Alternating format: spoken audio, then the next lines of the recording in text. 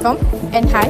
So, hari ini kami akan membincangkan tentang salah satu penyakit sektor pekerjaan dalam bidang pembuatan iaitu Noise-Induced Hearing Loss and IHL, lebih dikenali sebagai kehilangan pendengaran akibat bunyi bising. Dalam video ini, kami akan menerangkan tentang dapatan kajian, siapa golongan berisiko tinggi serta angka pencegahan dan rawatan.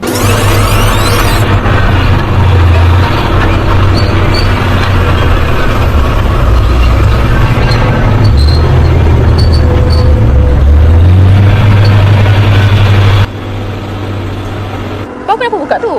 Tak tahu doh, aku tak suka lah. Rimas dulu pakai benda ni. Depan ni kan bising, sebab tu aku pakai earmuff ni. Oh, so okay. NIHL or noise-induced hearing loss that refer to the hearing impairment that is caused by the exposure to the loud sound or noise over time. It is significant concern, particularly in industrial setting where workers may be subjected to the high noise level.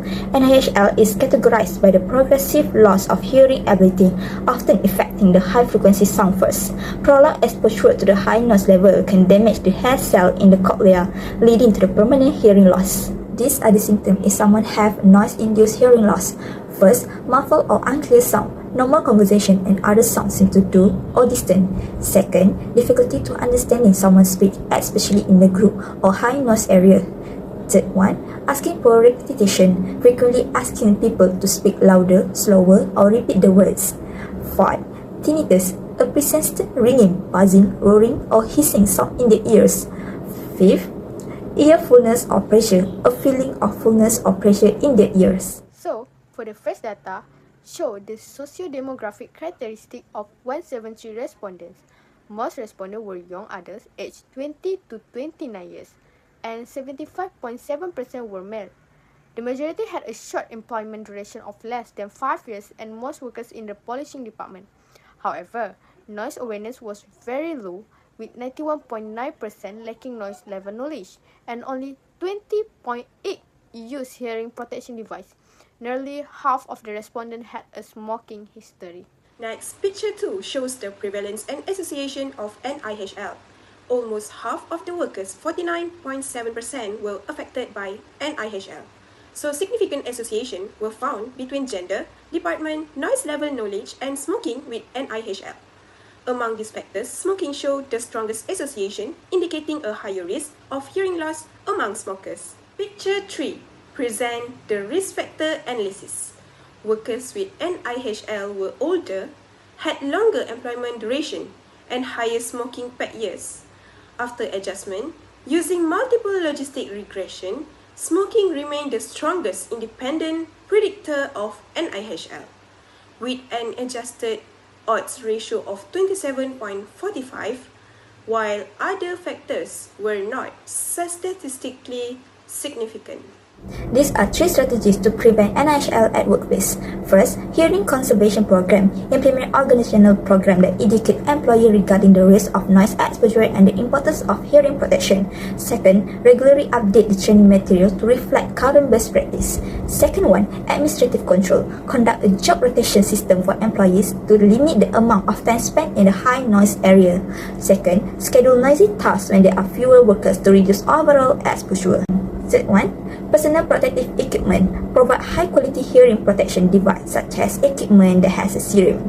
Second, encourage the use of hearing protection device like earmuff and earplug for workers who are exposed to the high noise level. Next, these are the proposed strategies to control noise-induced hearing loss or NIHL.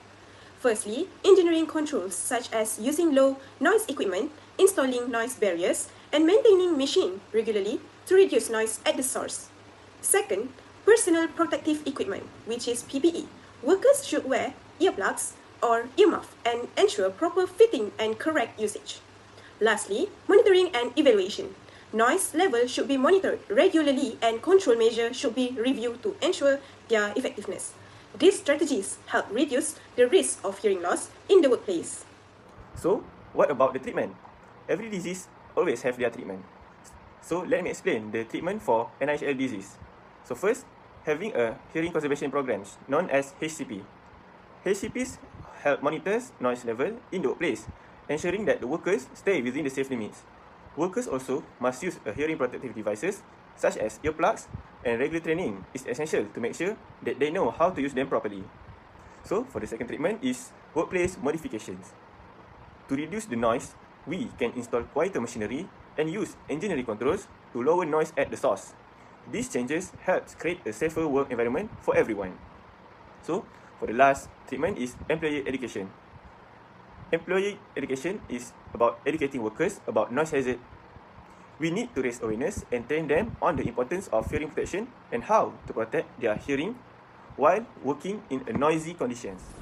Now, let's take a look at the key risk factor for noise-induced hearing loss, or NIHL. This factor can be broken down into two categories, which is first, non-modifiable, and second is modifiable. Non-modifiable risk factor, the first factor is age. As we get older, our risk of NIHL increases. But, interestingly, younger workers exposed to high noise level can also experience early signs of hearing loss. Second is gender. Male workers are at a higher risk. Simply because they are more likely to work in noisy manufacturing sector. Move to modifiable risk factor. Now, let's talk about the factor we can control. First is smoking. Smoking is a major modifiable risk factor. Why? Because smokers are 27.55 times more likely to develop NIHL.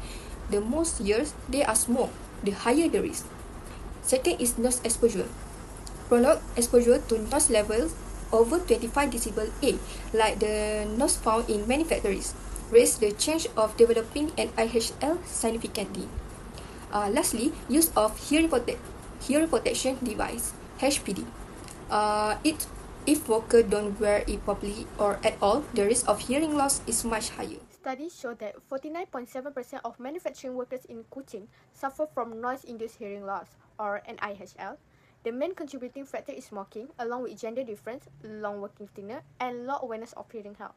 Therefore, the hearing conservation program should be strengthened through regular hearing monitoring, better education and awareness, consistent use of hearing protection, and smoking cessation program. These measures are essential to protect worker hearing and improve their overall health and safety at the workplace.